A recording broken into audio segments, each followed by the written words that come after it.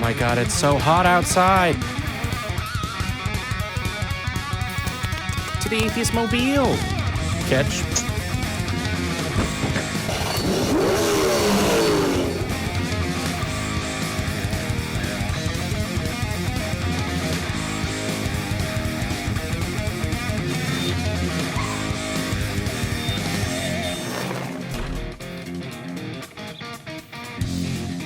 Hello and welcome to Talk Heathen. Welcome to our live studio audience and welcome to this week's special guest, Jim Helton. Jim, how you doing? I'm doing wonderful. Thanks for having me on. Yeah, thanks for coming down. You stopped by Austin, actually, for a whole host of reasons. You, unless I'm mistaken, recently spoke as the inaugural speaker in the relaunch of the ACA Speaker Series. Yes, I did. I was very excited. I've done 8 cities in 7 days here in Texas, and this is my last city, so it's been a wonderful trip.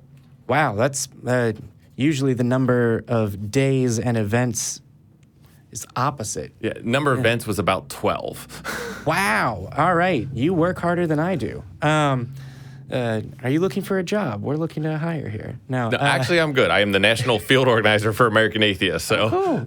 Yeah. And how many days actually are you on the road a year, and what does that entail? It is increasing. So I go out to local groups trying to help them with grassroots activism, help them and provide support to the local groups that are trying to get involved with their communities. And I've been traveling more and more. Every couple weeks, it seems like I'm on the road now. Oh, cool. That's exciting. Yeah. You were telling me that you've been on the road for, I forget how many hours you said it was? In Texas, this week I've been in the road. Vicky, the state director, and I have been on the road about 24 hours. The entire day this week has been spent driving through Texas. Yeah. Without ever leaving Texas. Oh, wow. Yeah, well, I mean, it's a big enough state, and there's enough activism to go around, I think. Yes, yeah. Quite a bit. Yeah. Did you see anything while you were here other than, did you do any non-work things? Anything fun? We got to stop by the JFK 6th floor museum, which was fascinating. That was very good. Yeah. We also did a quick drive-by on the Alamo.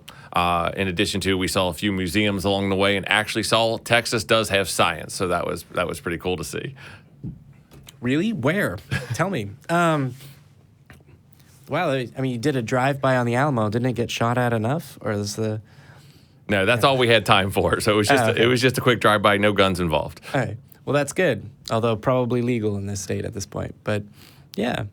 So you've been on a lot of podcasts. I'm not sure whether you've ever done a live call-in show before, but... This is the first for me. So I've done a number of podcasts, a number of interviews. Actually having call-in, this is a first for me, and I'm excited. Well, just in case you're nervous about speaking publicly, about being an atheist, or communicating with non-believers, don't worry. It'll be fine. I'm real pro, so you're okay. Now, I forget, how many years is it you've been an activist with American Atheists? I started out as a Kentucky state director and I've been for about 4 years, and then last year I became a full-time employee. Oh, okay. Well, congratulations, then. Thank you. Yeah, and then. Let's see, we've got some announcements, but I'll get to those in the middle of the show.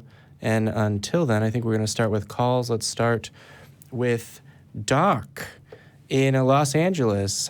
And the note here says you want to acknowledge the distinction between mythology and religion. Yeah, yeah, I wasn't sure exactly how to title it. I didn't have a short title, so Chelsea was nice enough to, find a way for me. Basically, I've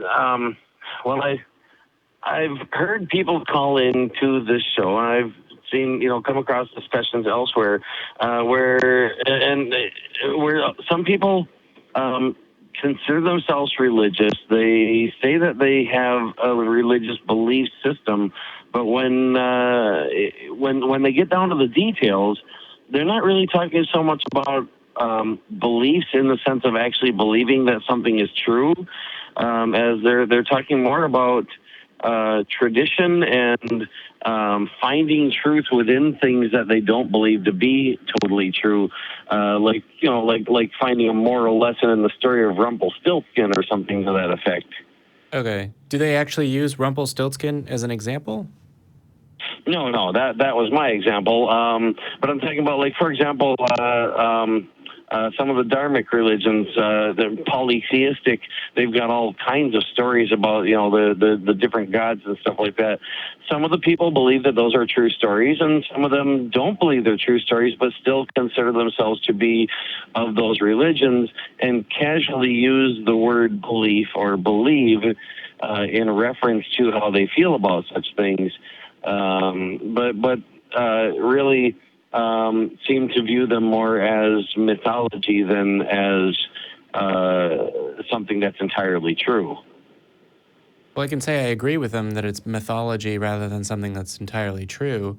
Yeah, so do I. So same thing with with of course the Abrahamic mythologies, which are taken as true by so many people here in the United States, and I wonder how many people also call what they have about those a belief and are also more along the lines of recognizing that they're mythologies, but thinking, if they cherry pick them enough, they can get some nice, valuable stuff out of them.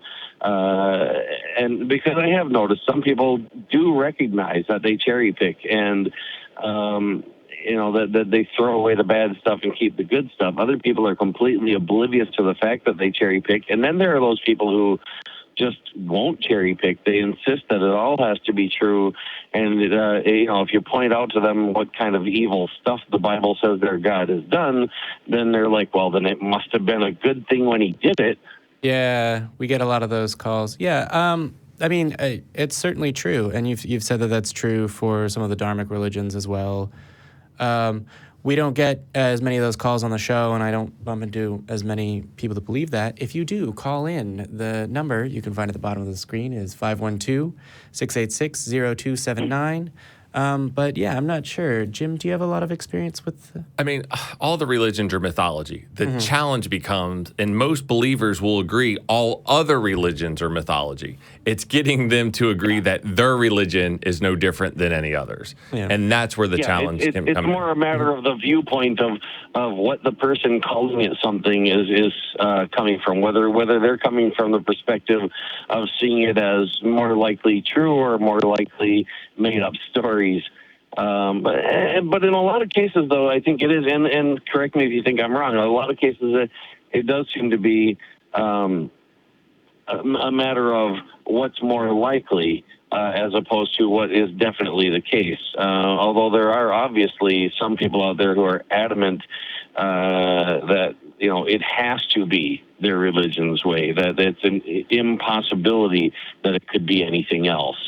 Yeah, well, I mean, that's the danger of faith beliefs is that there's no alternative and there's no thinking about it. Yeah, and I think it's a good thing that our society is more leaning toward, let's take the good stuff where we can find it, and don't assume anything to be 100% true. If you don't have evidence, then don't believe it might not be.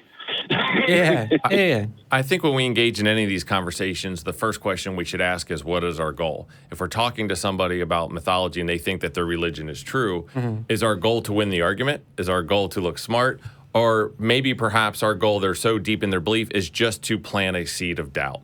And some of the best ways to do that is not by making statements or claims, it's just by asking them questions, where they go away and say, I didn't think about it at that time. And it may take days, months, even take years for some people. But those seed of doubt by those questions we can ask can go a long way in helping people come out of that indoctrination. Yeah, I think so. Yeah, I figure as a default, the default goal of a conversation is to communicate. And if you want to set specific goals, you can do that. But if you don't set specific goals, I think it's better to just stick with that as a default, in case the other person has set some specific goal and didn't tell you. So you don't have a goal that's in conflict with theirs without knowing it. And, just see what they have to say, see what they're thinking, see what's on their mind, and, let them, see what's on your mind in response to it or what you might have been thinking when you came into it.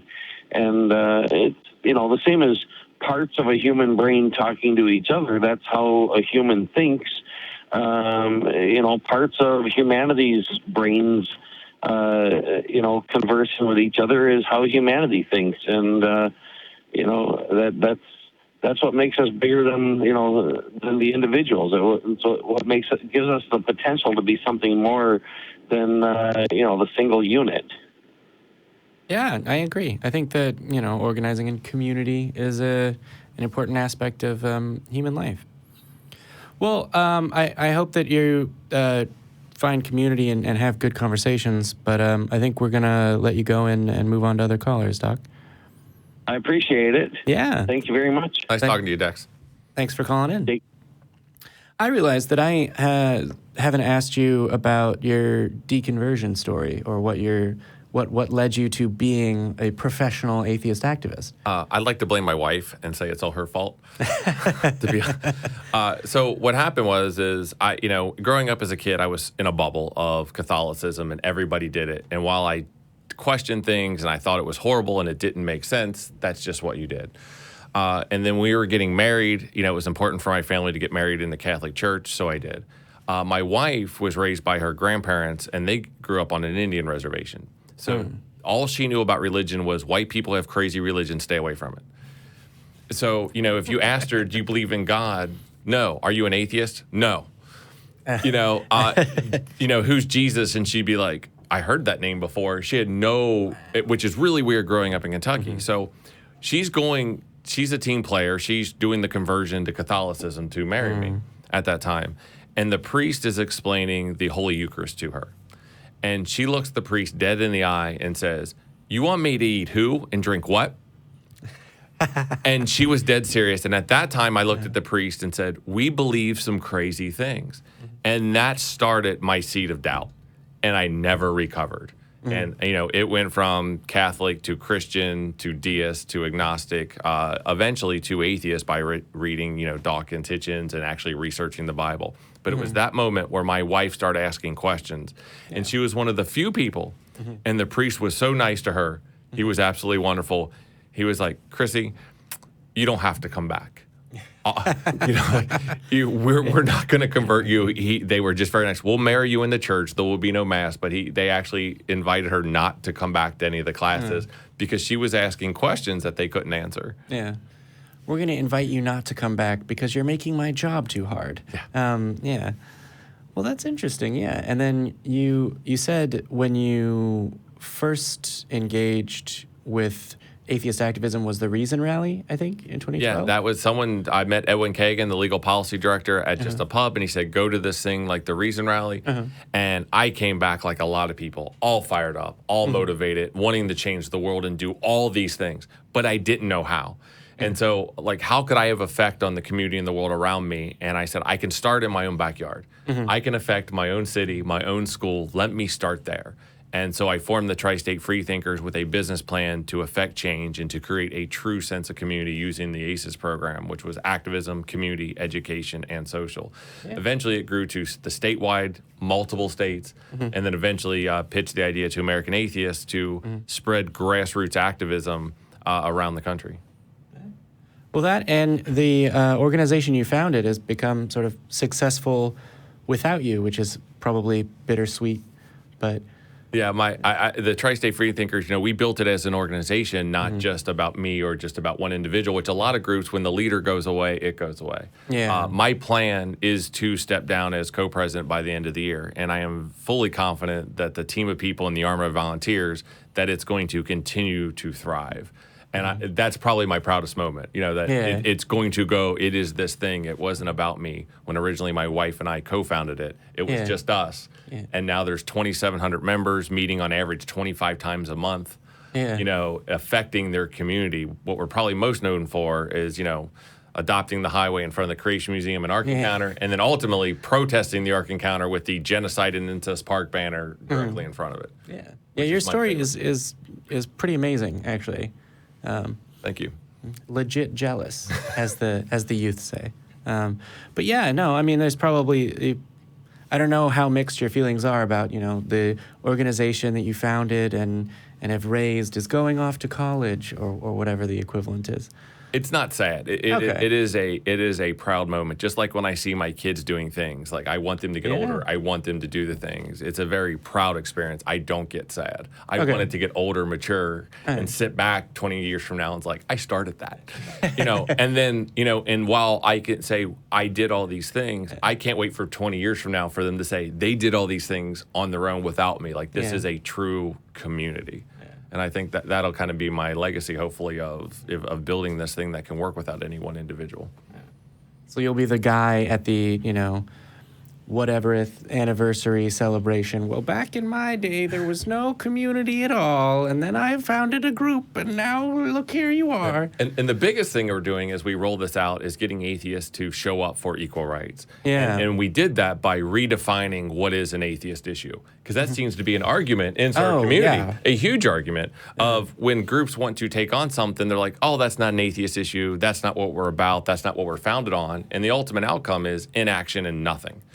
And so we set a 3 criteria out to define what is an atheist issue. And if it meets any one of those 3 criteria, then we're encouraging our local groups to act. And the first question we ask is, who's behind this issue? Who's driving the bus? Is this religion? And if so, then damn it, this is an atheist issue. The second one is this an equal rights issue? Is religion being used as an excuse to discriminate?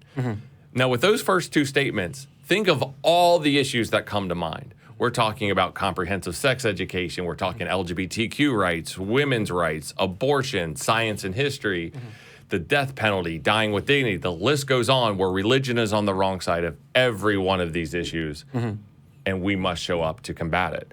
Because we haven't been in that space as a community. Maybe as individuals, but not as a community. And then the third definition is if religion is offered as the answer.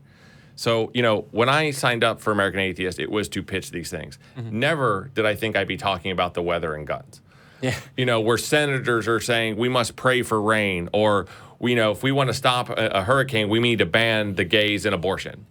Like, are you kidding me? These are actually elected officials. Or what about guns? In a school shooting, senators saying, thoughts and prayers is the only thing that'll keep our kids safe. Or in God we trust signs. 13 states require in God we trust signs in our school. And I don't care if you're for guns or against guns or what your gun policy is.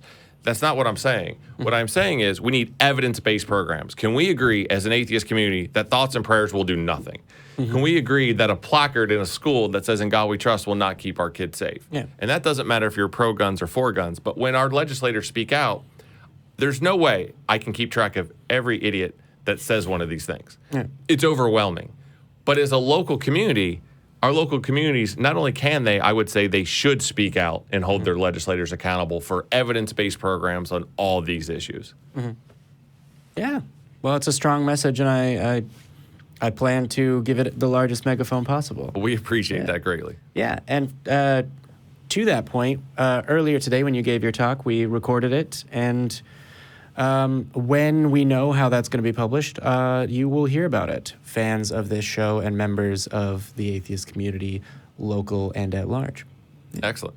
Yeah, so let's go to take another call. Let's see, can we get Kurt in Turkey? It says that you'd like to talk about the future of Islam. Yeah, Jesus, that was quick. Hello. Hi. How are you doing today? I'm on Skype. I'm good. How are you? I'm doing pretty well. Yeah. Fantastic. Yeah, I've just been looking into Islam a bit, for the last couple of years, and it concerns me a lot more than, say, Christianity or any other religion, basically, because it's fairly is that the right word? Totalitarian. The goal is domination, essentially, and they believe that the Quran is the word of God forever and it's perfect and all that. And I just wanted to get your views on it and whether it worries you at all, or because I don't particularly see Christianity as a threat to humanity or anything. But with the migration and everything, and I know it's a touchy subject. Yeah, based on where you're calling from, I'm going to go ahead and say that I'm not sure whether you've ever lived for an extended period of time in the United States or in Texas. At the present moment, Christian theocrats are my concern rather than Islamic theocrats in my home country. But yeah, I share concerns about the future of Islam and its influence on governments. Not as much at home here. I mean, usually the theocrats I think Jim deals with are Christian rather than. I think it's based on geography. Yeah, depending really. on what country and not, Islam could be your greatest threat. Here in the United States, to equality is actually Christianity. In other states, it's Hinduism. Yeah. Or Buddhism can be a problem. So it's very, geography located on what issue you're dealing with. It is sort of funny how each god and each religion picks, the area around where it was founded as the most important area, and that's the holiest city, and these are the chosen people. It's an interesting series of divine coincidences. But yeah, it's the idea that it is the word of God and and it didn't take experience over the whole world. So it wasn't actually that long ago that Christianity, particularly in Europe during the Dark Ages, was basically like that, with varying levels of obscene oppression and torture. That's God's way of determining whether or not someone's telling the truth. Funnily, how everyone that's accused and tortured confesses to anything, so it'll end. But sorry. The difference is really that Islam is supposed to be the perfect word of God for all time. Well, and the goal is to make the whole world Islamic before the end is. That's the goal of Christianity, though. Right. That's no different. It's the goal as well. Islam is new. It's following. Not the word of God. Here, Kurt, hold on a second. It's written by humans. Yeah, well, Kurt, hold on a second. What were you saying, Jim? Islam is following the same path of Christianity, just like you brought up the Dark Ages. Christianity had this violent, we will kill people if you don't agree with us. Kill them all, let God sort them out kind of mentality. Yeah. Islam is doing the same thing, so it is really not different than Christianity at all. Yeah. What is different is Christianity has matured. Yeah. In the U.S., they're not killing people; they're just discriminating and taking away their rights or preventing them from getting them. Where Islam, in other countries, not so much here, but in other countries, it is that violent past, which is scary, and so it makes it appear very different. While it's different today, this is the same thing Christianity did years ago. Yeah. And Islam will eventually and most likely mature to where that won't happen again. But the not question on its own, but it'll take a lot of help, and probably from within as well. Where that reform must come. But the question is how many people will die in the process? Probably a lot. I mean, I think it will die out. Well, I've got my fingers crossed for theocracy dying out everywhere in every form, but. You realize that won't help, right? Theocracy? No, your fingers crossed. Well, yes, of course. I mean, metaphorically, right? That is my hope for the future. Are you sure this doesn't change world events? I'm pretty sure. I'm pretty sure. Okay. What if I say words to myself? I've got my rabbit's foot. Well, rabbit's feet. Where do we stand on? No. Killing animals will not help. And carrying body parts around will not help either. Yeah. But what if it's the vegetarian? I was going to say, but what if it's like a piece of a saint? Like this is Saint whomever's finger. Doesn't that help? No. Human body parts or animal body parts, we create them equally on not helping solve our world's problems. Are you sure? No. I'm pretty confident in my statements. Okay. Yeah, I was going to say, you seem overly confident. I feel you must be an atheist. No. A little bit. Sorry, what were you saying, Kurt? But I feel that in America, there's still this debate of is atheism good or bad? It's whereas around the rest of the world, it hasn't reached. I mean, it's way beyond that point. Yeah. Where there are people that believe and there are people that don't. That is atheism bad is not really a debate that's happening anywhere else in the world, I think.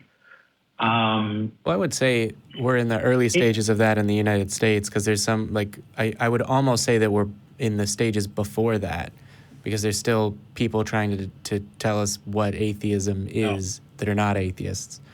And again, it's based on geography. So 25% of the U.S. is not religious. And millennials and younger generations, it's a third. Yeah. When their kids get older, I see that going to even potentially up to 50%. If you look in Europe, it's the majority, over 50%, and some even a lot higher are not religious.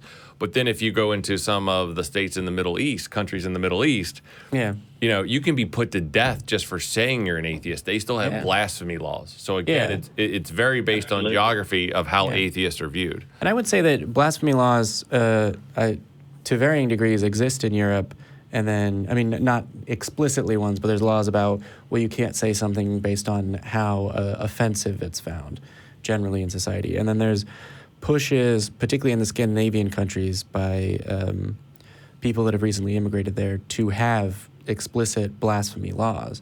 Right? One of the things that's interesting is in, I forget which Middle Eastern country, a person who is Muslim was found in violation of a blasphemy law because they criticized ISIS.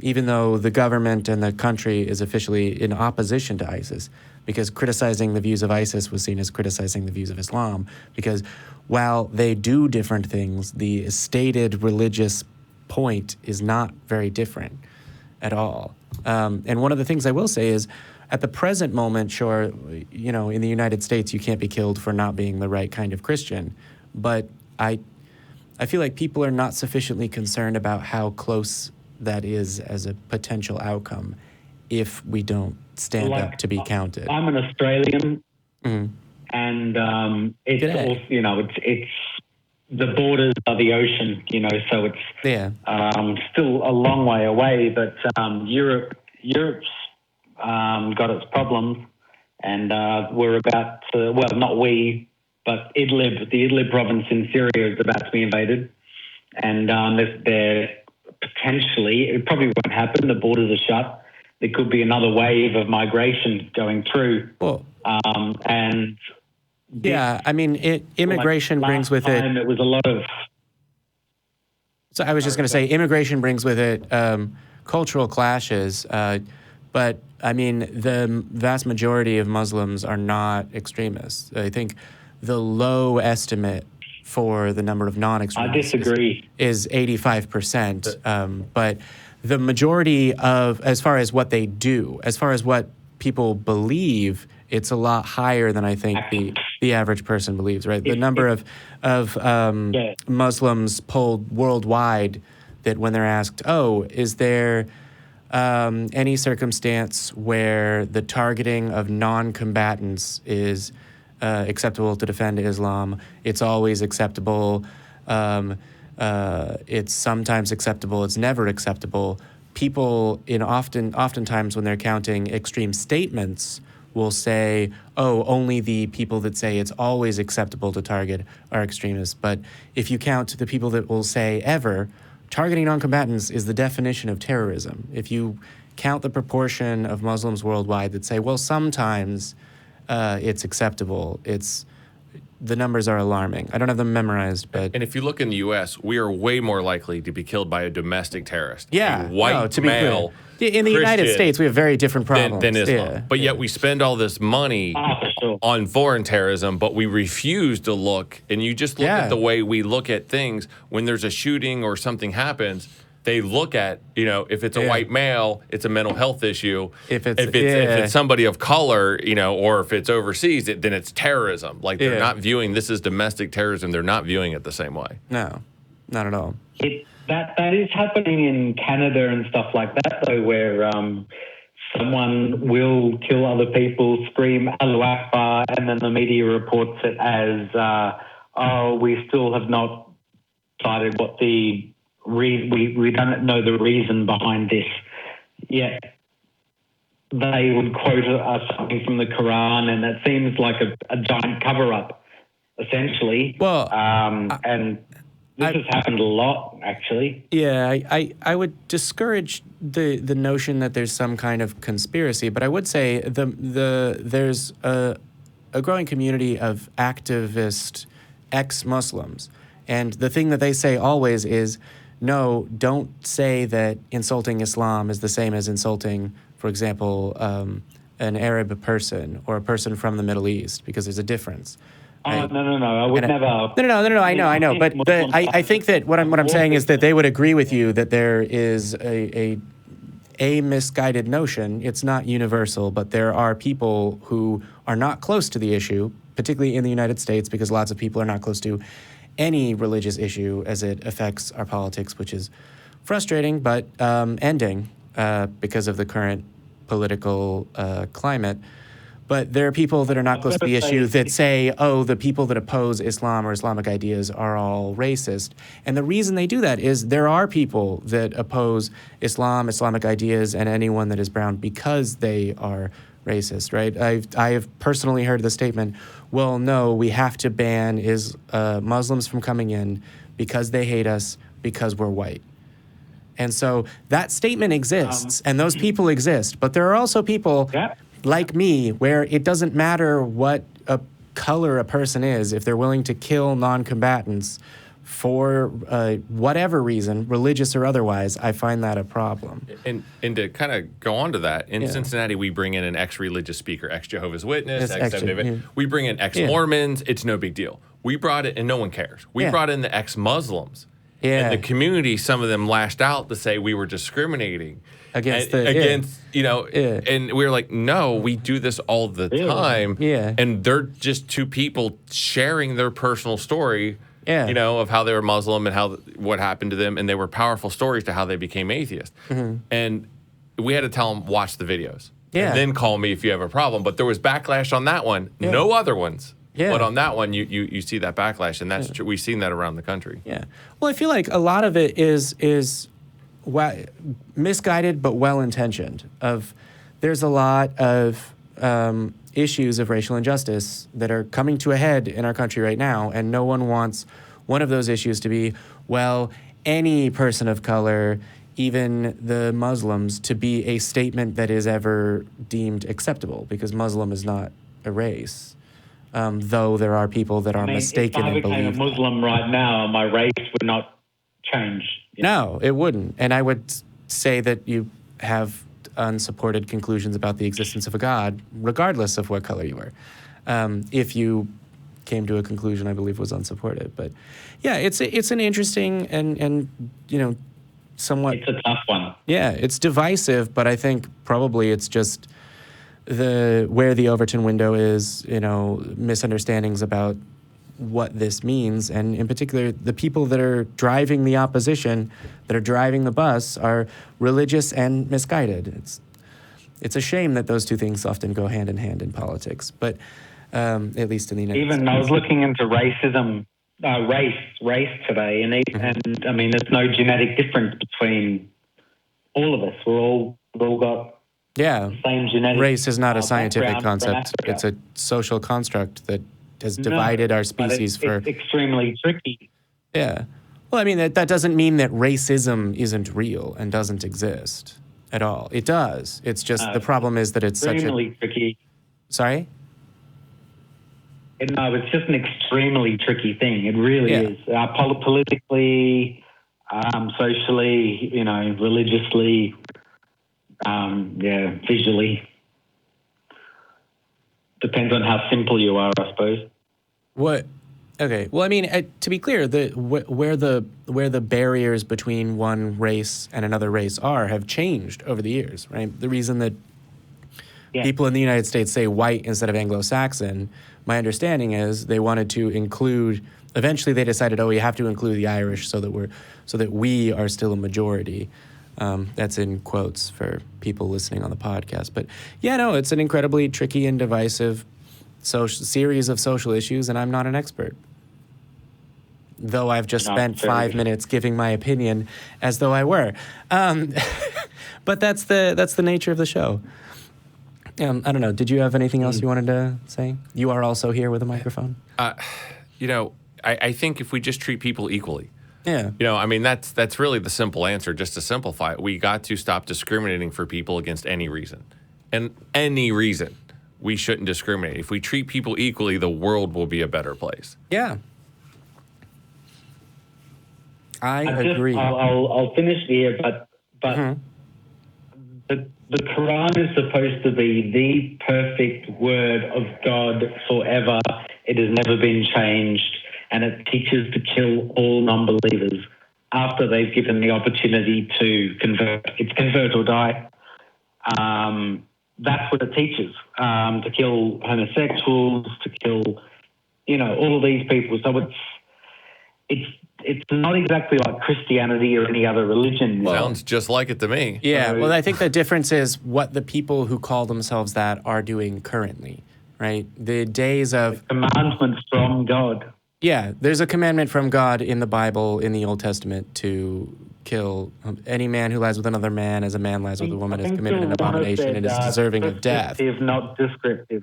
It demands to kill, and it's by stoning, by the way, if you want to know how you're supposed to die. Yeah. Like, so what you're saying about the Quran is everything the Bible says. The difference is Christians aren't reading the Bible anymore. Yeah. We appreciate that because I'm glad I'm not stoned to death when I walk down the street.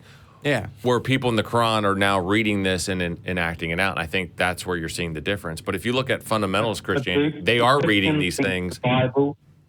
Sorry? Do Christians think the Bible is the exact and perfect word of God for all time? Yes. Some. Some. Not all. But the difference is that Christianity, particularly in the West, has been moved by, the advancement of civil society to the point where it ignores the Bible more. But that's where you have the creationists that believe the earth is 6,000 years old. Yeah. Because the Bible tells them these things, that they hate the gay people because this is what the Bible says. Atheists are evil. So there is a whole sect of Christianity that does this. Not all of them. Yeah. The difference is that right now they don't have the laws or the vote to implement that. But they're starting to stand up and say, yes, I think this should be done. I don't think it should be done by me or outside the law, but it's the government's job to kill criminals. And the Bible says that gay people should be criminals and put to death. They say that now, right? They're tampered by civil society to the point where they think they need a law to do this, which is good. But in Africa, evangelicals got that law passed in some countries to put people to death for being gay. Yeah, all over the place. Oh, that's the...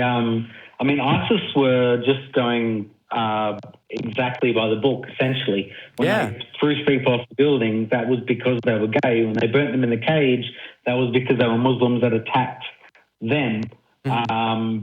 Everything was justified word for word by the Quran. Yeah. And that's the thing, because it's how do you reform what is considered to be perfect, and how do you interpret the word from God, word of God? This is where I think the differentiation is.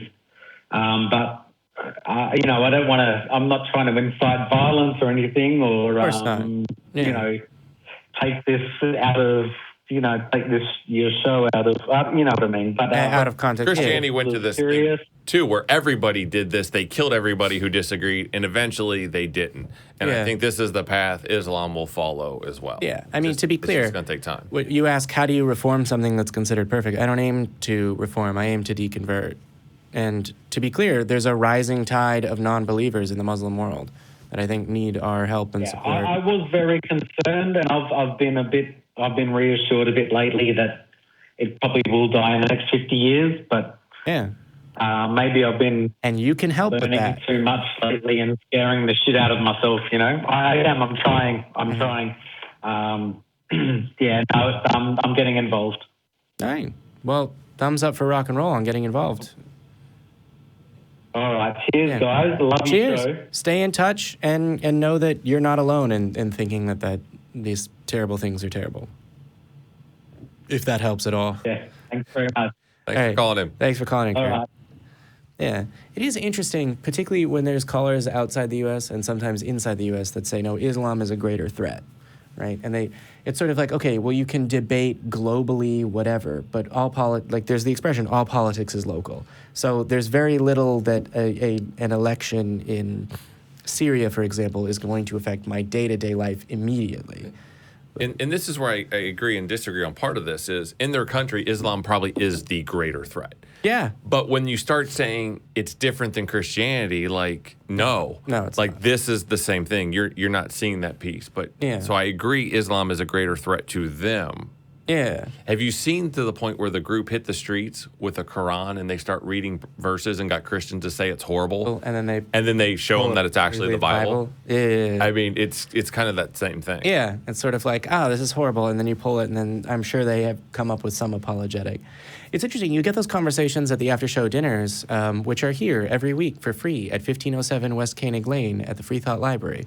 You sit down with people from, for the Deep South, Mississippi, or wherever, from the landmass, who will point out that they've had conversations with their relatives or their friends and said, like, oh, well, I mean, if the Bible said something ridiculous, like, oh, it wasn't just Jesus that rose from the dead, after he rose from the dead, like the whole town's dead relatives all came up and greeted people, like a bunch of zombies, that would be ridiculous, right? And they go, oh, yeah, of course.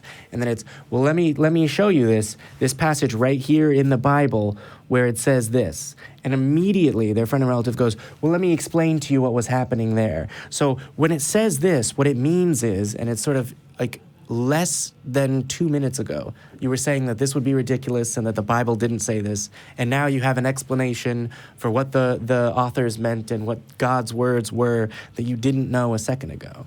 Yeah, people say atheists take the Bible out of context or a quote, but when you start reading like the Jesus story and do the whole story and it becomes a zombie village, like, no. When you read the whole thing, it's even worse. Yeah. We're not picking a single quote or a single passage. When you actually read the story and comprehend it, like Noah.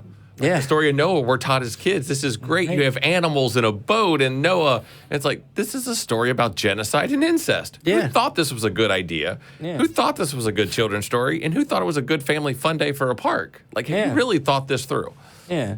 There's a caller that called in to this show a while ago. I think it may have been last year, that called in and said when he was a child, he drew the Noah's Ark story. And he drew the boat with all the happy animals and Noah, and then he filled the water around it with dead animals because it would have been full of dead animals. And this was a problem, and the call was about, the passage, withhold not correction from a child.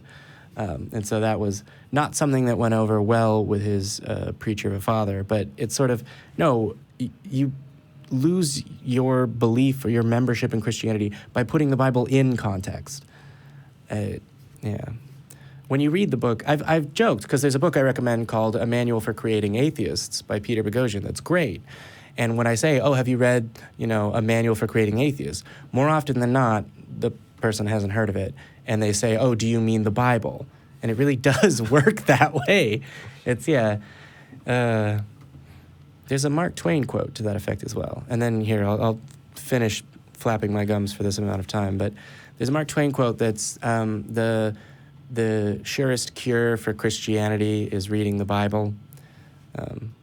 That one got traction because there was a Christian bookstore that put that as a quote in the front. And it's sort of like, I'm pretty sure they didn't understand what the context of that quote meant. And then actually, before we move on, I have a couple of quick announcements. Tomorrow at 1 p.m. Central, Shelley Segal is doing an AMA on our Reddit. That's very exciting. I wasn't sure what day it was going to be. I know that I'm clearing my schedule for tomorrow afternoon so that I can at very least read through it and ask a few questions. Absolutely. But it's going to be amazing. And in addition to that, this Thursday at 1 p.m. Central, there's going to be an AMA with Nick Fish, the new president of American Atheists. Yes. Yeah. He's a real good guy. And you'll be able to ask him whatever, and that's on the ACA's Reddit. So Nick's been working with American Atheists for years. He's been behind the scenes running things, which people haven't seen, but he's worked hard, so it'll be people to get a chance to know him and ask him questions about the future of American Atheists and some of the new projects we'll be doing. So, I'm looking forward to working with him. Yeah, he's got the talent and the fortitude and the experience. I think it's going to be great. Let's go ahead and take... Let's take Jesse in New Jersey. The note here says that you've been accused on Facebook of lacking respect and bashing Christianity because you post clips of ACA shows. Just basically advertisements, or not advertisements so much, but posts for atheists, like the Atheist Experience. My friend came back with stuff like he learned respect, and it was like Christian bashing posts and all of that. And this is someone that I've known since high school, like 30 years ago. Mm-hmm.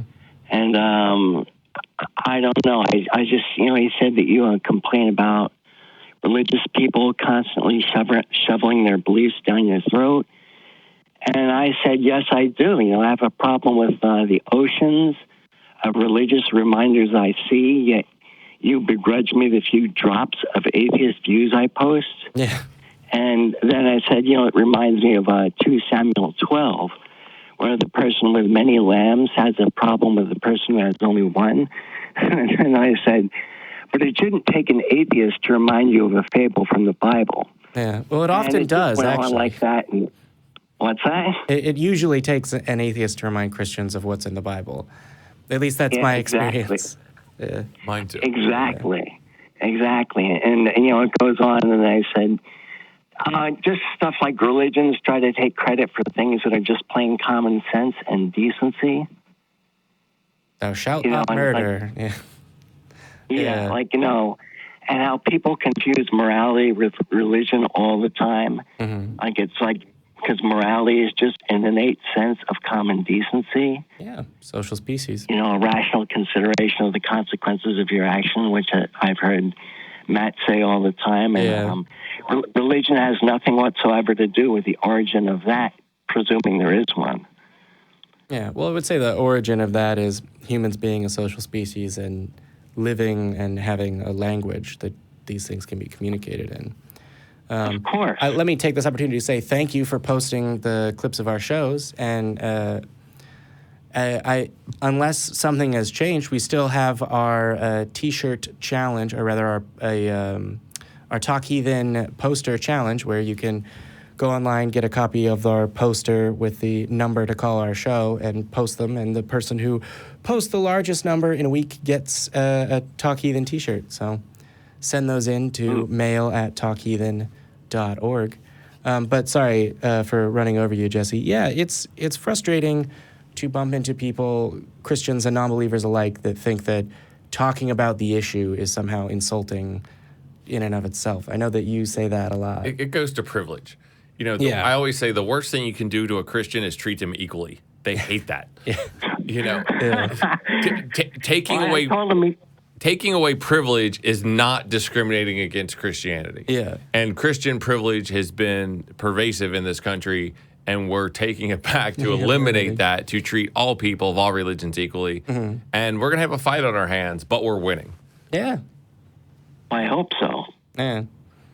I really hope so. It's an uphill battle, but we're charging ahead pretty quickly at this point. And I think the big difference is you're going to start to see local groups going after their own school boards, city councils, getting involved. And that's kind of our initiative, to get them involved in their local government with schools, city councils, and on policies that matter, and on the equal rights issue. The most important thing we can do as atheists is show up when religion's trying to discriminate against people, and they are on so many different areas. And we must be in this space, and we must speak out.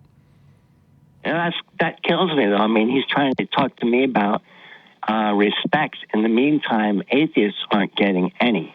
Yeah.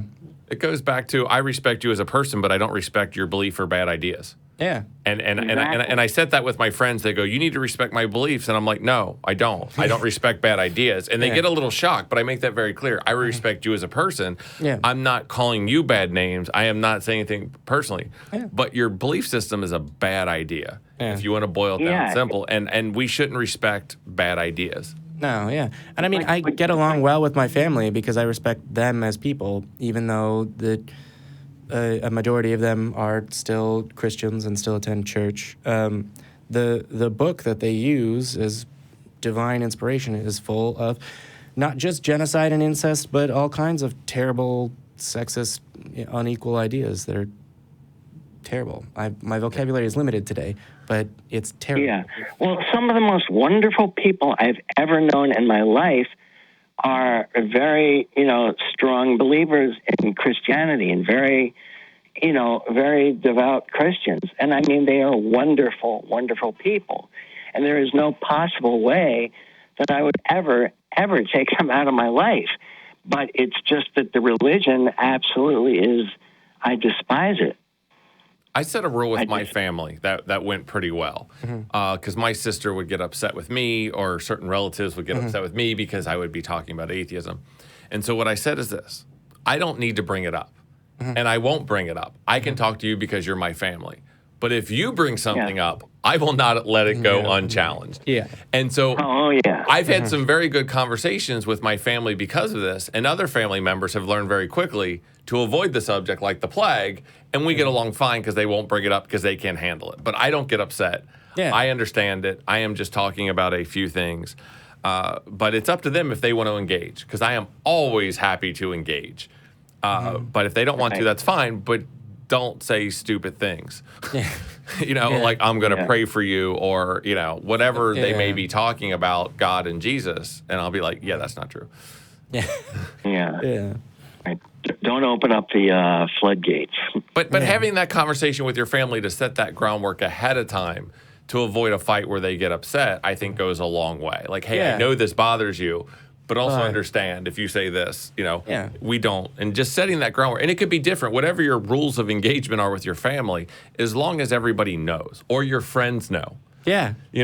Or if you have a safe word to bow out, like, okay, we've had enough, let's go talk about baseball or swimming. Maybe you need a safe word. I have a friend that has a safe word, when they get into, and it's with their spouse, when they get into a discussion about these things. Whatever you need to do, but setting that groundwork and open communication.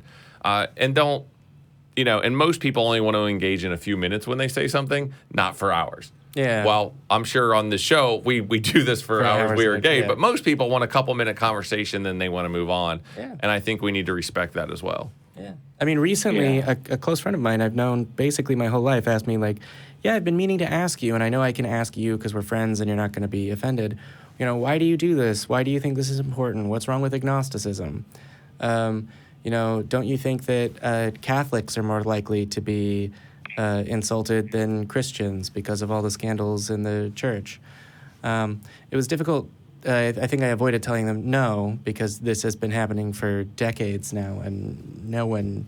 Well, the thing is, Catholics are Christians. Yeah, well, that and I don't think that... Depends on who you talk to. Well, that's very true. Okay. Yeah, they're not permitted to work at the Ark Park, actually. Correct. Yeah. It depends on who you ask and when, because if they're speaking publicly, sometimes they don't mention that. But, yeah. That's interesting. Yeah, it's interesting. And, keep posting clips, I say. Connect with us on Facebook. Or hopefully you're part of one or more of the discussion groups that the ACA has. Yeah, I also posted a meme on your page that you liked. The one about how you doing? Yes, thank you. Sure. Yeah, if I'm remembering. People call in and they ask the host how they're doing. Well, if you've been watching the show, you should know that, right? Yeah. Okay, never mind. Anyway. No, it's good. I mean, I don't want to throw any shade at our callers. We're happy for each one we get, and I'm happy to tell them that I'm doing marvelously. And I understand. But yeah, I understand. We do get that sentiment from callers and from people in the booth that it's like, no, they know that you're fine. You know that they're fine. Otherwise, they wouldn't be calling. No, it's just poking a little fun thing. Yeah. So, anyway. All right, Jesse. Well, I think we're going to move on to our next caller. But thank you for calling in, and I hope you keep in touch. Thank you so much. Pleasure talking to you. Definitely. Yeah, keep dropping memes. Thank you so much. All right, take care. Go without God. All right, let's see. Oh, we've got a theist caller who has proof of God and wishes to debate that proof. This ought to be interesting. Yeah. Rob from New York. How are you doing? Rob? Rob, can you hear me?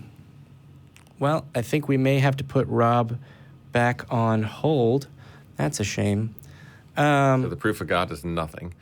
Well... Yeah, there's like a metaphor there or something. Yes, there is. Silence. Let's see. Actually, let's get, I think it's Marit in Norway, although if it's in Norway, I've probably mispronounced it. Marit, how are you doing? I'm great, thanks. And yes, you did mispronounce it, but so does my boyfriend, so it's all good. How do you pronounce it, if you don't mind me asking? Marit. Marit? That's still not correct, but there's a tonality difference that English speakers don't really get. Okay. Well, how are you doing, my Norwegian friend? I'm doing great, thanks. Okay. So it says here enjoying the cold. Ah, envy you kind of because I live in Texas and the heat gets to me. Yep. Yeah. But at least you have air conditioning when it is hot, though. That's 'Cause true. Yeah. This past summer was horrid over here. Yeah, it must not be that global warming thing. That's totally fake. Yes, definitely. Sarcasm. We don't want that email. It's a thing. Too late. All right. Too late. They've already hit send. Oh, no. No. The note here says you're a proponent of teaching world religions in school. Yes, I am. So I was telling your call screener that when I started school, the sort of course was called Christianity, but nowadays I think they teach religion and ethics. Mm-hmm. So it's changed through my lifetime, and it's actually like I've lived in the US and I've lived in Spain and I've lived in Japan for a short spell, and I've lived in the UK. And the thing is, everywhere I go, aside from Japan, I do know quite a lot about the religion that's quite big in that country. Mm-hmm. Not a lot of people do know much about the Shintoism religions and stuff like that. But anyways, tangents. Yeah, no, I was about to ask, well, was it Shinto or like Zen Buddhism, which hopefully is less popular there? Because there's like I think it was Shinto that my host mom believed in. But my biggest point is the whole so when I was living in the US especially, there were obviously a lot of religious people, and I wasn't even living in the Bible Belt. But in general, I'd make biblical references that people wouldn't understand. Mm-hmm. And I've been an atheist my whole life. My father puts warning stickers on Bibles in hotels. Okay. Yeah. So I was just wondering what atheist Americans think about that, because obviously there's the whole separation of church and state thing, but at the same time, as part of sort of learning culture and also, in my opinion, keeping people away from indoctrination, religion is something that people should learn about. I think that a comprehensive, to use a word that's probably going to be a dirty word with Christian fundamentalists anyway, course on world religions can be very helpful. It was certainly very helpful for me going to a Catholic high school to have a course that, it's a private school, so they could teach religion. So I got 4 years of religious instruction. One of those 8 semesters was world religions. That one was really interesting. And because I wasn't Catholic and I was learning about another religion that I wasn't told was true, I think that probably helped me lay the groundwork for my deconversion. My concern would be that in the United States, we have a rule about not teaching creationism as science and not trying to indoctrinate people in schools, and that still happens. So my concern would be the practical implementation of that. You probably have some... I have kids in school, and I live in Kentucky between the Creation Museum and Ark Encounter, so I have first-hand experience with this. So in Kentucky, they're actually teaching the Bible as a literature class. So this is happening. They're actually teaching the Bible. They also have world religion classes in the U.S. Mm-hmm. And in theory, it sounds great. You learn all the religions, you learn culture, you can have open discussions. But what the world religion classes do in Kentucky is they flip through them quickly and say, here's other religions that are a myth. They go straight to Christianity and say, this is the word of God, and then they indoctrinate. Yeah. And so these world religion classes aren't being taught as world religion depending on what state you live in and what school. If they did it properly, like we've seen in Europe, this would be fantastic where kids could get culture. But as soon as we have parents, when you get to the part of Islam, they lose it. They're upset. Yeah. You're indoctrinating my kids into Islam. No, we were just talking about what they believe to have a better understanding, and they go apeshit.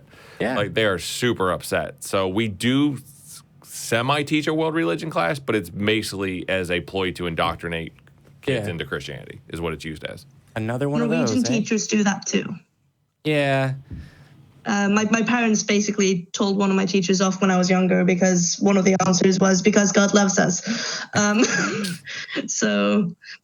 I feel so I've got some American friends who posted about how religions should be kept away from schools because they didn't want people to become religious or whatever because they were atheist. And I was like, but wouldn't you rather know some of the culture?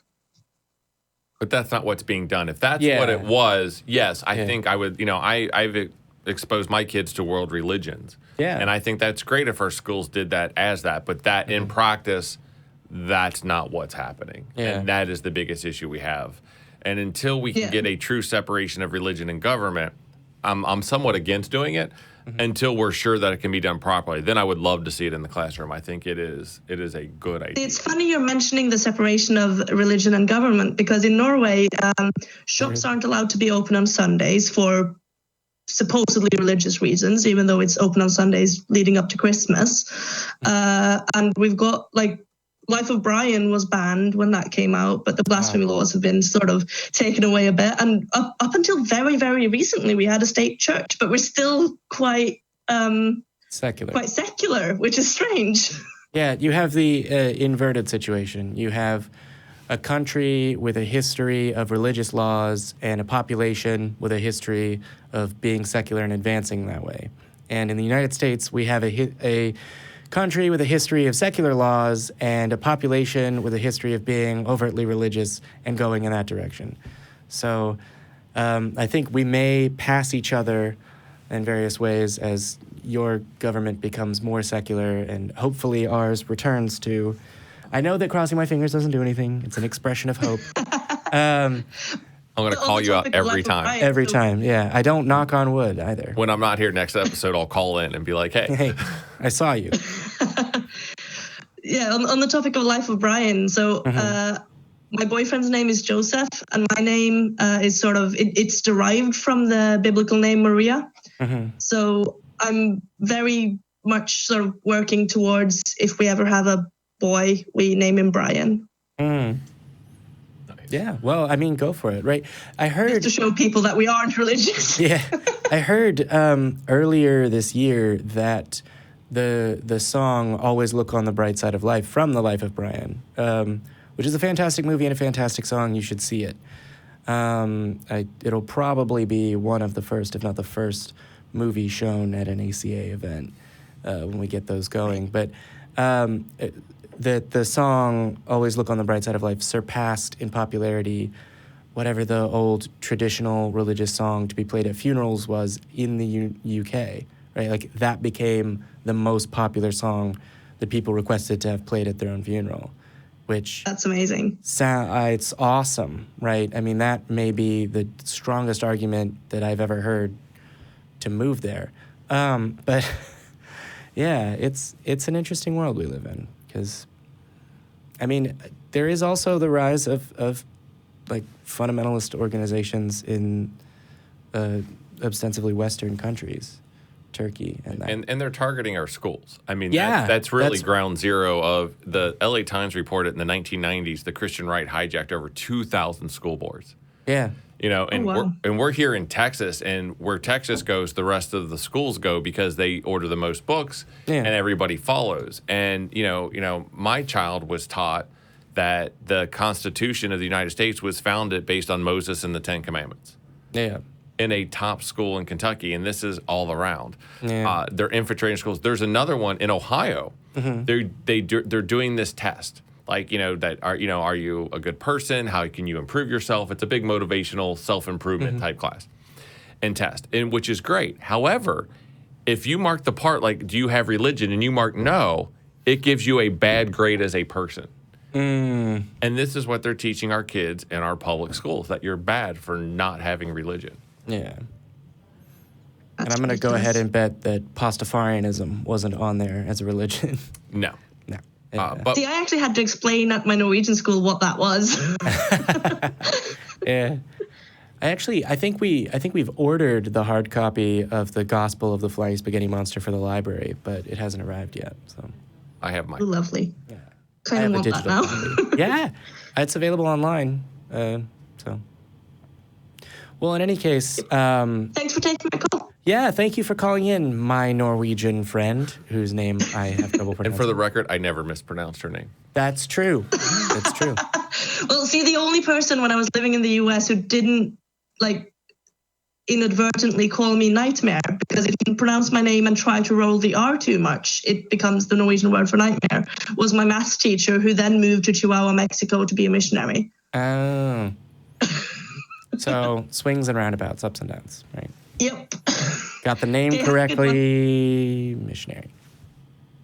Well, in any case, thank you for calling in. And I think Rob has called back in. So we'll let you go. Thanks, bye. Have a good godless Sunday. All right. And I think Rob in New York. Hey, you're back. Yeah, the note says that you have proof of God and that you'd like to... I believe I was enjoying your social commentary, balancing atheism and religion. Hello, Mr. Boone. Hello, Mr. Rob. How are you? Mm-hmm. Hi. It doesn't have your last name, so... And hello to Jim as well, who is also here. Hi, Rob. So I'm very curious to hear your so-called evidence for God. I am going to... how do you want to take this? You want it to start from Genesis? Is that... So to be clear, is your proof for God the Bible? I'm going to prove my knowledge for God, and that's how I'll base my creationist story. Okay, so I'm willing to accept for the sake of discussion, or at least the beginning, that you are familiar with the Bible and the God of the Bible. How many times? I mean, how many times have I read the Bible? I guess you're asking. No, I'm just saying. You've called in. You've presumably prepared to talk with the host of the show. I'm willing to say yes. I believe that this person probably has a good knowledge of the Bible. And or of some form of Christian doctrine, if I can assume. I don't know what it is that you believe is true, first of all. I am a Christian. Okay. I'm a believer of God. I'm a believer of the Holy Spirit. Okay. In the Protestant tradition of the United States, or? On my own journey in life. Okay. So, the Trinity and, like, salvation through the resurrection of Jesus and these kinds of things? And through man. What? Through the Trinity and man himself. That has always been our salvation, I believe. Do you mean the person of Jesus, or do you mean people now when you say of men? People since the beginning of history. Can you explain that? What about women? Yeah. And then do you mean... women have been the social backbone of society since they've been bearing children. Okay. So not treated equally then? Yeah. I was born in 1960. I am not familiarized with the male-female role beyond that time. Okay, but to be clear, do you believe that the God of the Bible, or the God of the God that you believe in's prescriptions for humanity include treating women equally, like as equal members of society? I believe since the monetary system didn't exist that much in the hands of most, treating women equally was probably in socialization. I think they were talking about what you knew and. Right. So as far as I'm not entirely sure I follow you, but here, let me come at this a different way. Do you believe that people in society should be treated equally regardless of whether or not they are a woman? Yes, of course. Okay, cool. We agree, I think.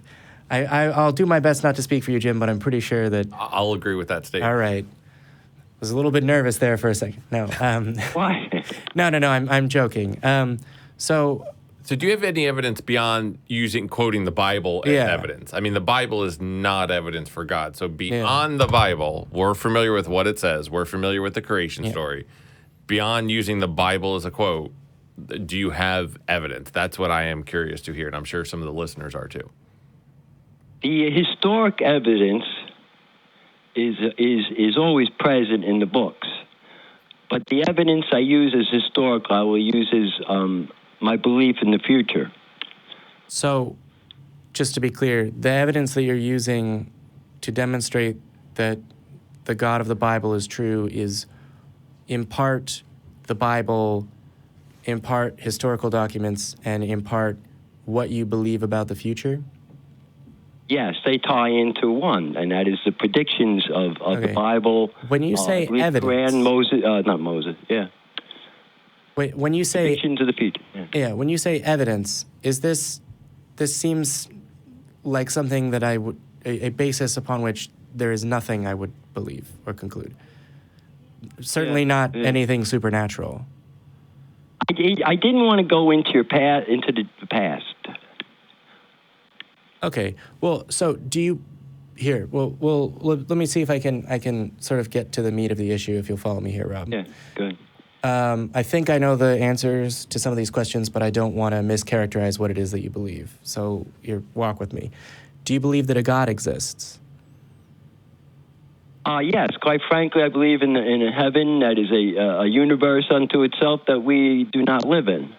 Okay. Do you believe that God interacts with reality as we can perceive it, like miracles? On a regular basis. Okay. Is there a way can you give an example of one of those interactions?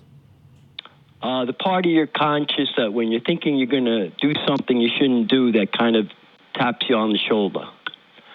Okay, so human thoughts. Okay, are there other examples that you would give that you would characterize as God interacting with reality? See, from what I understand, since the Old Testament, God, who was defender, now the Son, 2,000 years later, his role in the kingdom is different. It's a role of the word and not of the sword. Do you understand the difference? Yeah. So So the answer is no. Okay. So. Okay. Yeah. No. It's good. It's complete answer. I'm gonna be the last person to call you out for lengthy answers, because I give them oftentimes. But you've said that you believe in the God of the Bible, and that your reason for believing in this God is, I think you said historical documents, the Bible, and then also beliefs about the future. Well, the historical documents, you can relate them to the Bible, of course, and that is the Trail of Israel and Christianity. The other historical documents are true history. Okay. So those are the historical documents you'd be looking at. So to be clear, if you were to learn, for example, that there was historical evidence that demonstrated that the Jewish people were never slaves in Egypt, would that shift what you believe about that story in the Bible? Historically, what I understand, since I predicted that the pyramids were the original Garden of Eden structures left, I think they were just basically slaves taking care of cleaning and not lifting tons of boulders. That don't seem possible. Okay, so you believe that the pyramids in Egypt are the original Garden of Eden structures? Yes, I believe they are. Why? Why did he leave them? No. Why did God not destroy them? Why? Yeah. What led you to the conclusion that the pyramid structures are leftovers from the Garden of Eden? Well, since God had to destroy everything, he also had to leave places for people to go, so he left the pyramids. When you say destroy everything, do you mean the flood? At the time they were in civilization, I would say when man lost his ability to communicate. And the Tower of Babel. He took out, just say, the great tree. Everybody talks about the great trees nowadays being petrified. And I'd made a little talk about when somebody walked into a room and smashed a plant next to other plants, they recorded a change in the moisture temperature. Rob, can I ask you a question? Yeah. If everything that you said, and you learned that everything in the Bible wasn't true or historic, would you still believe all these things? I only have the Bible to base my knowledge from. What it created in my mind is you can't say would disappear, correct? I've already read it. Well, no, to be clear, so the Bible says a lot of things. So, for example, it makes reference to a global flood. If you were to learn, for example, that there were human civilizations that have existed and kept records of their existence longer than the global flood, would you continue to believe that the global flood occurred?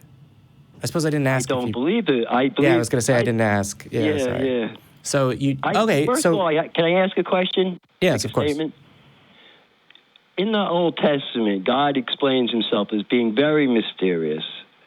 And at times he explains Israel would not know him. He made all kinds of talks about himself, how he relates to space and time.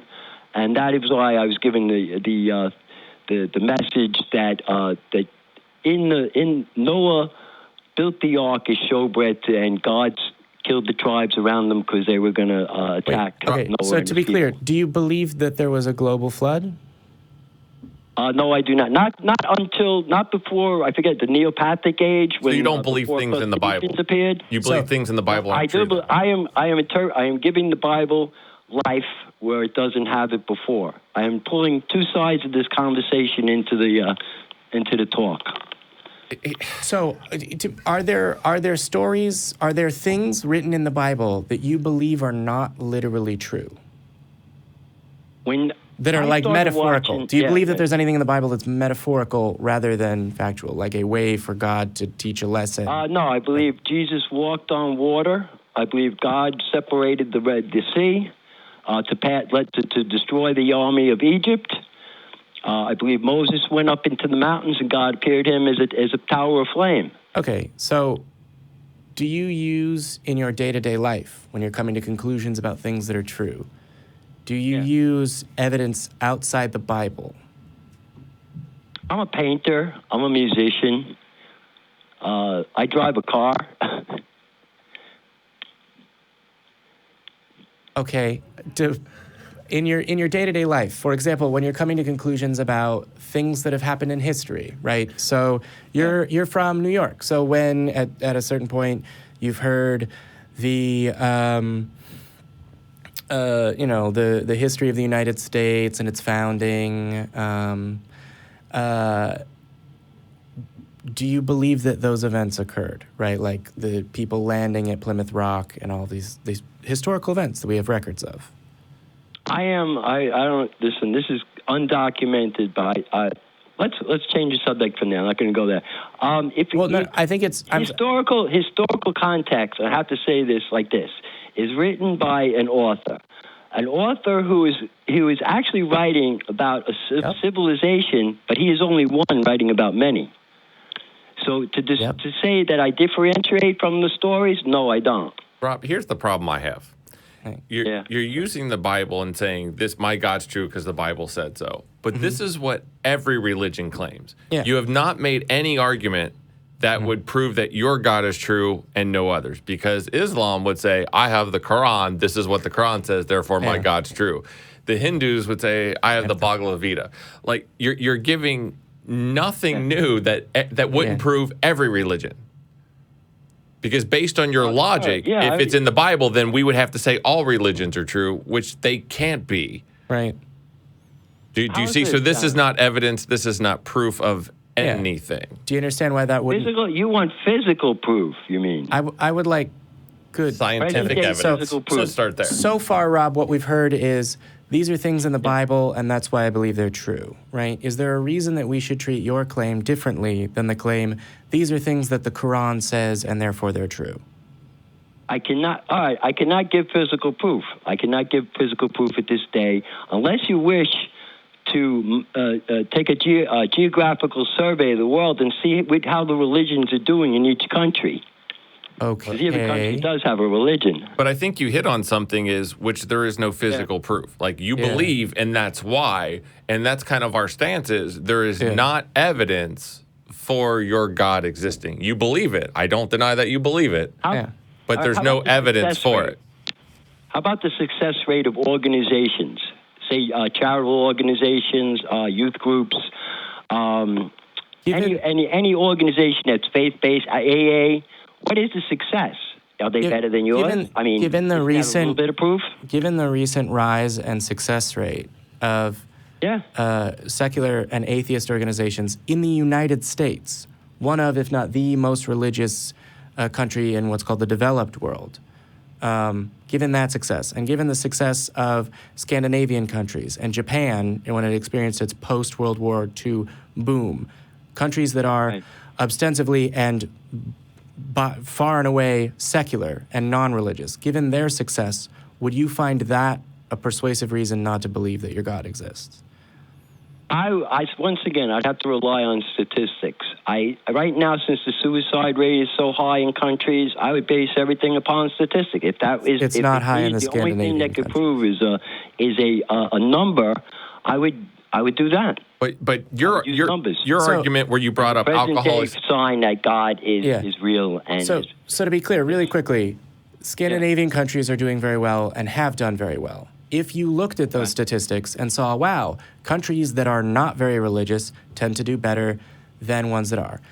In a world where after this call you stop, you look this up, and this is what you find, would that change your confidence in the beliefs that you hold?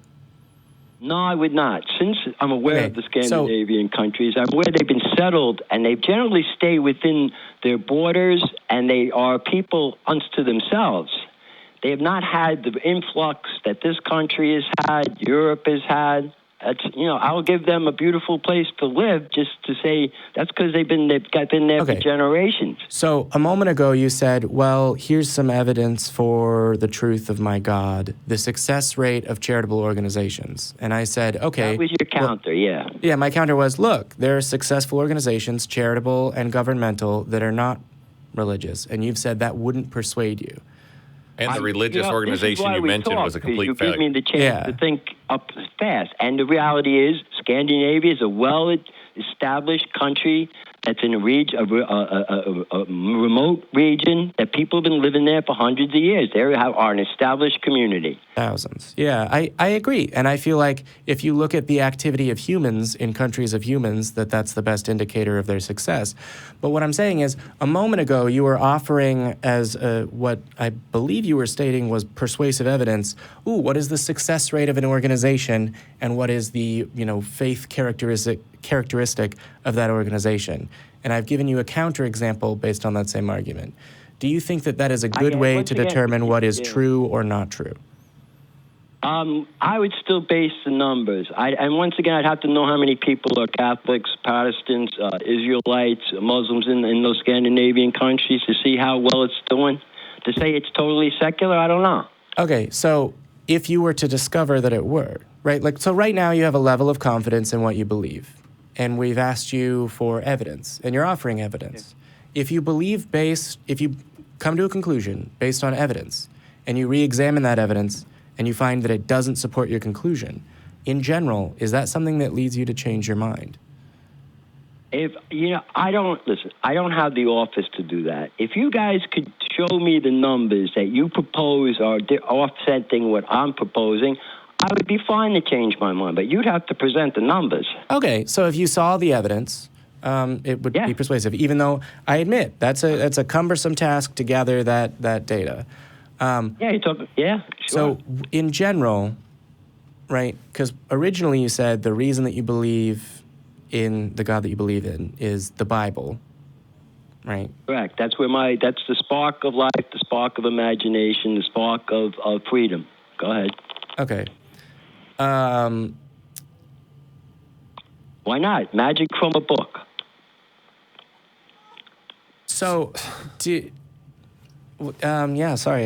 Supernatural has never been the correct answer ever. Anytime every time it was been giving as an answer, we have proved that that's not the case. Yeah, we found as we get smarter, as we learn. A correct answer to some things is I don't know, and that's acceptable. But supernatural, no one's ever made that claim. And then later we're like, yep, we have evidence. That's what it is. That has never happened throughout all of history. I listened the few times I hear people talk about the Holy Spirit, and I know it guides me. Nobody's been able to explain it. Don't you think that?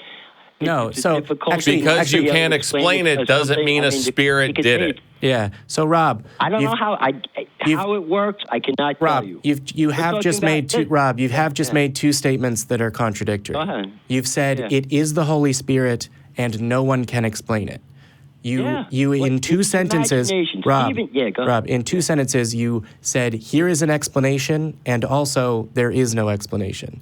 Is there or is there not an explanation for the phenomena you're describing? Yes, there is. Can you justify that explanation? Since it comes from the heavens, the kingdom of heavens, I think it's a project that's always worked on. When you say it's a project that's always worked on, do you mean by humans or by heaven? The religious community works on that a lot. What is the Holy Spirit? They are trained on it. They preach on it. They list. They talk to other. So they're better at it. Okay, so do you think that there is a reason that Jim and I should believe that the Holy Spirit is doing the things that you're saying it's doing? I think there's a reason that you're here and the job you're doing and trying to help people in your manner. But Rob, you're using words like I think and I believe. Yeah. And there's never any evidence. Yeah. You have through this whole conversation have made a bunch of claims and moved the target a number of times, but you have never, and according to your own words, given any evidence for any of the claims you made. And actually the majority of what you said is a quick Google search to disprove all of it. Yeah. Like these are things. I can't say I have great wealth. I say I'm a very talented musician. So, Rob, it seems like right now you're not responding to what Jim just said. So if it's a present circumstance, I would say yes. My life is a good life to live, just on those grounds. Rob, it kind of sounds like you're not responding to what Jim just said. I don't know what it is. Go ahead, try it again. Okay, so throughout this conversation, you have made a series of claims and stated what you believed. You have said that you believe that a God exists because the Bible, and that when pressed, you gave the explanation, look at the success rate of charitable organizations and their level of religiosity. When pressed on that point, you said, well, I would have to see the statistics, but if I saw the statistics and that wasn't the case, then I would change my mind, all right? How open are you to the idea that what you believe about the God that you believe in is not accurate? Give me a job and I'll prove it. You can't sit here and tell me, you would not be able to, in your program, give me all the information I would need. Okay, that is a reasonable position, that you would want more than a single source and that you would want to review the data. When you say, give me a job and I'll prove it, I'm not sure what you mean. Well, theoretically, what you're talking about, because I'd have to return the information to you in the comparison and the questions I'd ask you, that would be a lot of work. So I'm joking with you. Okay. All right. Put on somebody against an office. No. Yeah. To be clear, we don't have an office, but what we do have is a large group of dedicated fans and a Reddit and a Facebook group and a Discord, and I am absolutely certain that a large group of people crowdsourcing their efforts can, by the force of a large group of humans, address problems, as is the history of our species. Would you want to do that? If the numbers didn't go your way, what would you do? Would you sign the Declaration of Independence? I mean, laughing, but would you sign the Declaration of Independence? I don't think that this is a good reason to come to a conclusion about the supernatural. All right, yeah, that's interesting. Right. I have no idea what he just said. He said that's interesting because it sounds right. Yeah. So you have offered as evidence the Bible and statistics on the success of religious organizations.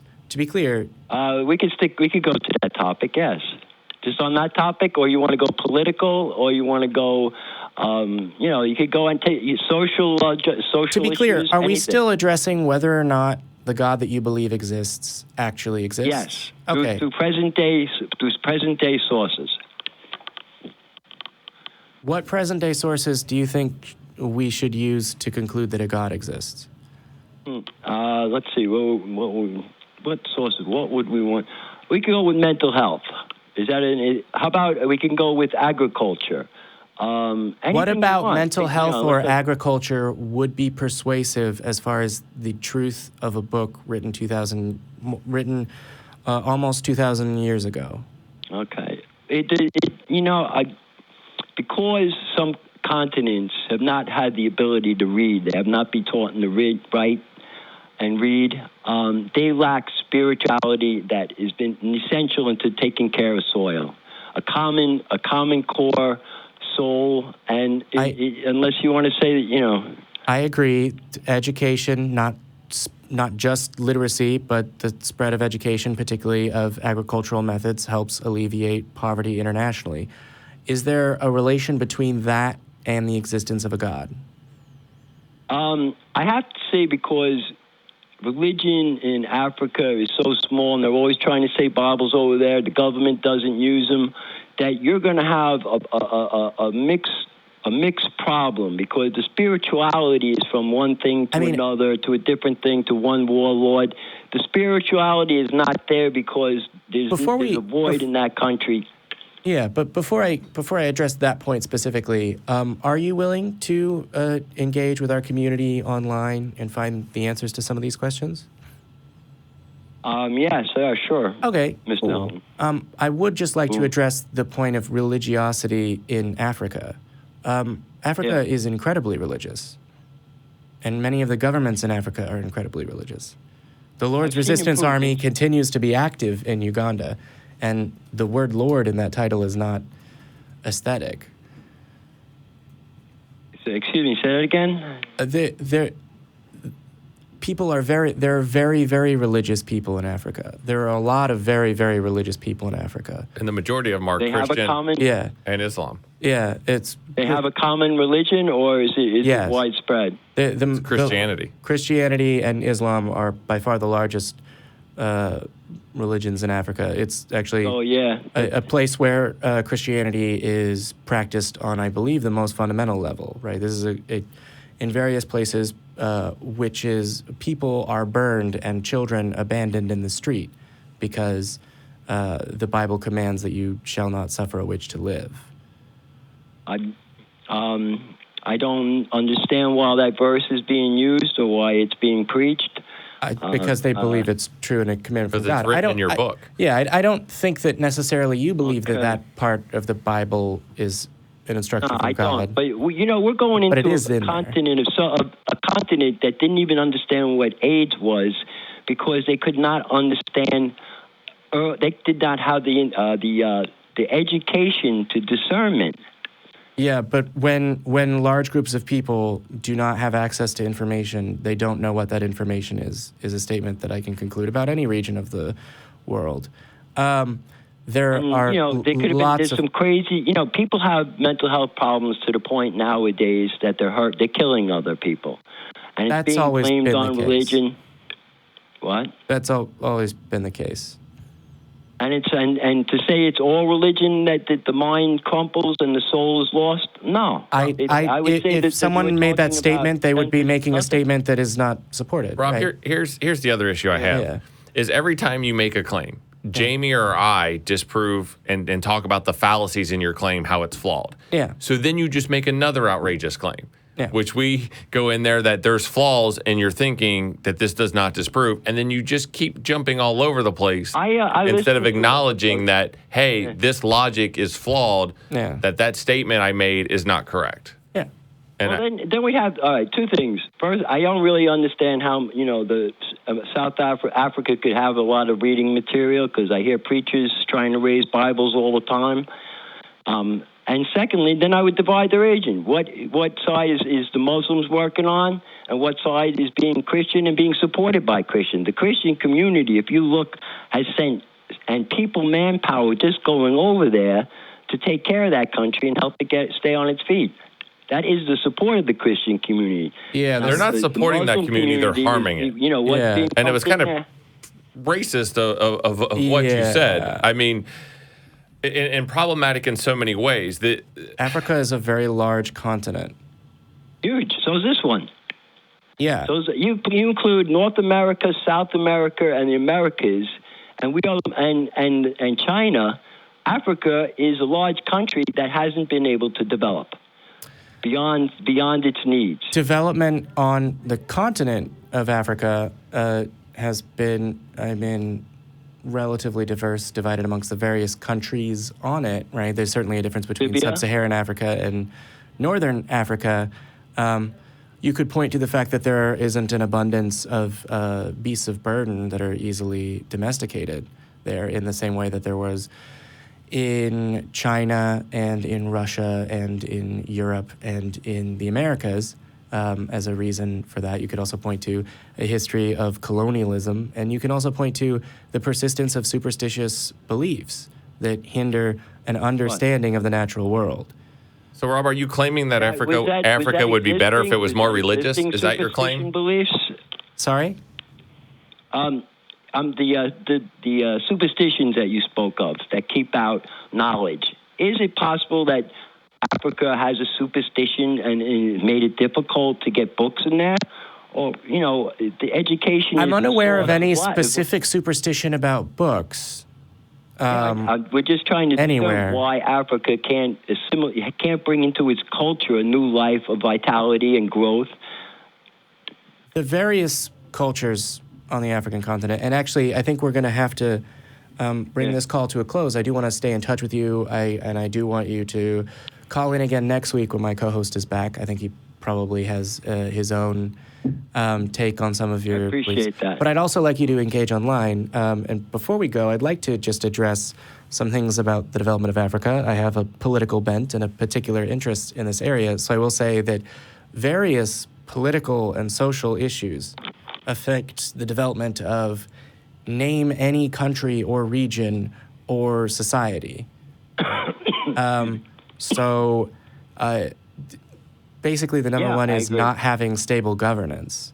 And a lot of that has been disrupted, actually, just in the last 100 years. Like, people talk about colonialism in the past tense, and the colonialism in the 19th and 20th centuries. Yeah, he dealt with that as well, right? And it's been less than 100 years since India declared independence from the UK. England, UK. Yeah. Well, from England, right? I mean, there's still the constitutional existence of India and its relation to the United Kingdom is not something I'm an expert on. Britain had world dominance. Yeah, at one point in time, they ruled over more than 50% of the world population, but that's not the case anymore. So there's a concept of neo-colonialism, because there's a lot of private enterprise that crosses borders that traps various countries, many of them in Africa, in what's called a resource trap. But I mean, I should cut myself off because I could go on for a while and not sufficiently qualified that I could cite sources, particularly not off the top of my head. But can I get you to hold on the line and then connect perhaps with our call screener and we can get you set up to join our online community so that you can engage with them and they can I would participate. Because I feel like that's going to be a large number of people that are very motivated to do a lot of this research for you. That's been something that I've enjoyed from our online community, is that they're very, very eager to help people understand some of the questions that I think you have. Can I ask you are we still on the document? If the numbers come against you, if you guys don't get carried the numbers, and will you sign the paper that says God exists? God is in the present better than not having God? If there's sufficient evidence to demonstrate that organizations that revolve around a faith-based belief perform better in charity or whatever, then I would be willing to state that if I was persuaded that the evidence bears out that organizations that perform charity around faith-based beliefs perform better at charity. That doesn't really tell me anything about whether or not around 2,000 years ago in ancient Palestine, an itinerant rabbi who was preaching was crucified by the Roman government and was also God. If you want, sir, I get back in touch with you. Yeah, I would love for you to call back in. Please do. Okay, thank you very much. How do I get in touch with you, your office, to set up a link? Just stay on the line. In your community? Yeah, I'm gonna go ahead and I'll put you back on hold, and our call screener and possibly my co-host will get you some of that information over the phone. So just stay on the line, and we'll get you that information. So that Thanks, Mr. Helton. Thanks, Mr. Boone. All right. Thank you for calling in, Rob. Wow. Yeah. And Rob, I know you're on hold and that you can still hear us, but thanks for calling in and thanks for sticking around. This has been a very, very interesting show. I think we have one more caller that we haven't gotten to, and I think we can take them. Are you willing to stick around for a few more minutes to do a post-show record? Absolutely. Don't turn that dial. Wait, there's more. Yeah, when was the last time you had a conversation like that? Ever? Been a while. Yeah. I'm not sure which parts were more baffling. The parts where he was talking about God or the parts where he was talking about the developing world? Or pyramids. Or pyramids. I almost forgot about the pyramids. There was so much there. It was hard to unravel. I know. I feel like we need to do a review video just of this call. I was in shock. Just, wow. Wow, yeah. There was so much there. I can't wait. I saw Eric in the other room chomping at the bit and clawing through the windows. I can't wait to hear what he has to say next time. Yeah. Oh, my Lord. You could probably hear some of the boot stomping because he's wearing boots where he's just exasperated. Wow. All right. Okay, so before we do our last call, don't turn that dial, there's more. But I will just repeat that tomorrow at 1 p.m., Shelley Segal is doing an AMA on our Reddit. It's going to be amazing. I've canceled all of the plans that I had for Monday that definitely existed because I have a social life, I promise. I know that this doesn't change anything, but it does signal that I was lying. Shelley Segal's AMA tomorrow at 1 p.m. Central is going to be amazing. And Nick Fish's AMA at 1 p.m. on Thursday, 1 p.m. Central on Thursday is going to be amazing. And the Bat Cruise next weekend, the weekend of September 22nd, is going to be amazing. Everything that's happening on September 23rd is also going to be amazing. Additionally, the Bat Cruise may be sold out, but that's not the only thing happening that weekend. Additionally, Eric distracted me. That's his fault. I blame him for that. Anyway, that makes for great content right there, blaming people off screen. Yeah, and now he's juggling. This is ridiculous. But what I will say is that's not the only thing happening Bat Cruise weekend. That morning, Matt is doing Magic and Skepticism. He's actually added some things that he can't take on the road with him because parts of his act don't travel. So even if you've seen him on the road, there's things that are happening here that you won't see elsewhere, and that is free admission. And then there's going to be a lunch where you can hang out, where there will be cool atheist people that are here that you've seen on the screen and that you haven't seen behind the camera. And then Mandisa Thomas will be technically our second speaker. She is fantastic. You don't want to miss this. That's also free admission. And for the people that want to be here and didn't get tickets to the Bat Cruise, there is a large crew of ACA people, locals, maybe some faces you've recognized from the screen who are going to, I forget the name of the bar, they'll gather and they'll get you there to have a drink. And then after that, there will be anyone attending there. We have tickets to Esther's Follies, which is a fantastic show. If you have time, actually this evening before you leave, I would recommend stopping by. I don't know what your plans are, but it has been in Austin for, I think, over 30 years, 35 years, something like that. It has always been fantastic. They do something like 6 shows a week, and it's other than things related to the ACA and secular communities, it is my favorite thing in Austin. And the ACA, I just wrote the check, has purchased 100 tickets to that. So come by and have a fantastic and godless weekend next weekend. And I was going to turn to you and go, do you have anything to add? What I usually do. But that wasn't about a caller talking about how pyramids are the same as a garden or whatever. So that's very different. I think, actually, if we can get some love rings started here, I'm not sure when the last time you watched the end of our show was, but in general, we do a sign-off. So I don't know if there's anything that you want to say before we go. That's just you. So, Jim Helton with American Atheists. Join our convention Easter weekend 2019. It will be in Cincinnati. It will be absolutely amazing. Looking forward to seeing everybody there. And you should be able to go online and get your discounted tickets very soon and hotel reservations before they book up. I don't know why I crossed my fingers again, but I'm hoping to go. And then usually what ends up happening for the sign-off is Eric starts saying it correctly, and then I try to come in correctly. And he starts by saying that, if you are a non-believer, you have community here, and you have community in your backyard, and we'll help you build it. And if you are a believer, that we don't hate you, we just think, and he always likes to say, we just think you're wrong, but I always say, we believe that your epistemology is unsupported. And so I'm sure that something like that will be at the end of our show.